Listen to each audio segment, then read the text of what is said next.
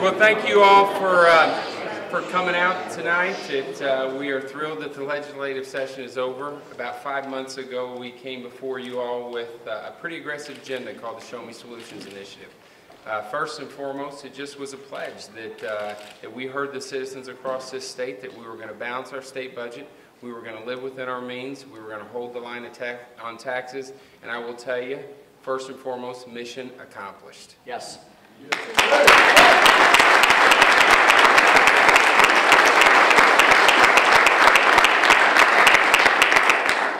The rest of the Show Me Solutions was built on multiple principles. One was economic development. We eliminated the franchise tax. We passed 5 of the Fix the 6. I believe 3 of them have made their way to the governor's office. We looked at government accountability. We made for our first time those individuals that would receive welfare under the TANF program would be subject to a drug test. We thought and we believe that the sexual trafficking of individuals, especially children, that this state needed to send a clear message that no crime no punishment was tough enough, so we dealt with that. And so you look at all the things that we were able to accomplish in a bipartisan way, we feel like it's been an outstanding legislative session. But last, we also, as a caucus, wanted to change the culture on how things occur here in Jeff City. It started by starting things earlier than we've ever started them before. It started by thinking outside the box and appointing 4 Democrats to substantive committees. And today it ended with Republicans and Democrats working together on important issues that deal with issues for the entire state. And I think any of you who have been here for quite some time recognize the difference in the tone and the demeanor that occurred on the House floor. And so I hope that is a tone and a demeanor that we can continue for future legislative sessions and hopefully for future speakers. And so we're proud of what we were accomplished, and we'd be happy to answer any questions. What happened to the economic development bill at the end? Well, I mean, I think, the House passed multiple versions of the economic development bill, and the Senate passed us their version. We felt like it was harmful, actually, to a lot of sectors of job creation, whether it be low-income housing, whether it be putting sunsets on programs. I mean, you guys have seen how dysfunctional the Senate can be, and to put a sunset on a program where one senator can hold one program hostage is just not good government. Harmful, you mean the tax? Yeah, like for example, if you put a sunset on a program, the way the Senate acts now where one person controls the show, I think it's not good public policy to do that. And so we sat down in good faith. Our chairman Anzair, our members of the conference committee worked with the senators, and we came up with what we thought was a reasonable proposal. It's what we passed on Senate Bill 100.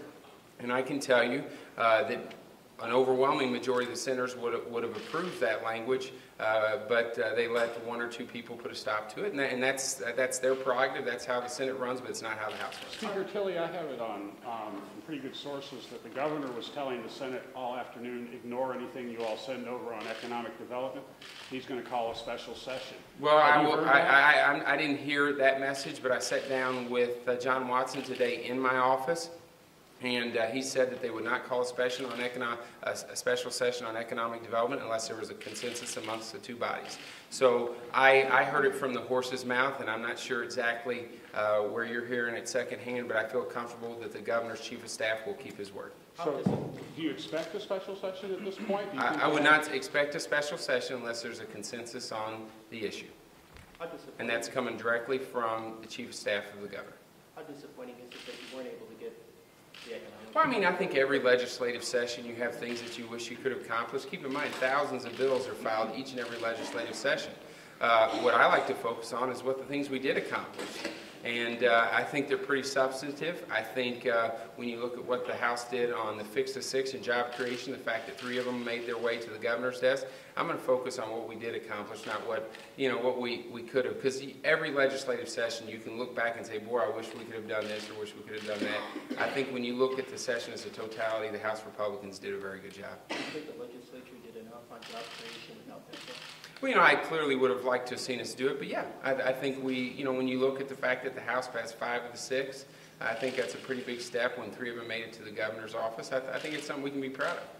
What about the task force that are revolving around was frustration that didn't get passed or not? Well, I mean, the frustration should be in the Senate. The House passed it multiple times. And you know, the fact is that they have a few senators that run the show over there, and beyond the will of the entire body. But that's why I like the House. I mean, you saw Republicans and Democrats come together in a bipartisan way to support not only the multiple economic development packages we sent out throughout the session, but Senate Bill 100 that we just sent over to them that included a significant amount of tax credit reforms. And as a matter of fact, if you look at the caps that we sent over, we almost pretty much met the Senate at their position. So when you're dealing with a group of people that do not want to have a bill, it's pretty tough to come to a resolution. But I'm very happy with the way my chairman handled it, that my members of the conference committee, I'm very proud of the way our caucus handled this issue, and that's probably a better question for the Senate. Why do you think the relationship between the House and the Senate became so acrimonious this session? Well, I don't know if it became acrimonious. I think we still get along. I think it's a function of how the Senate operates. I mean, you know, in the United States Senate, they have a closure rule where if 60 senators want something, they move on.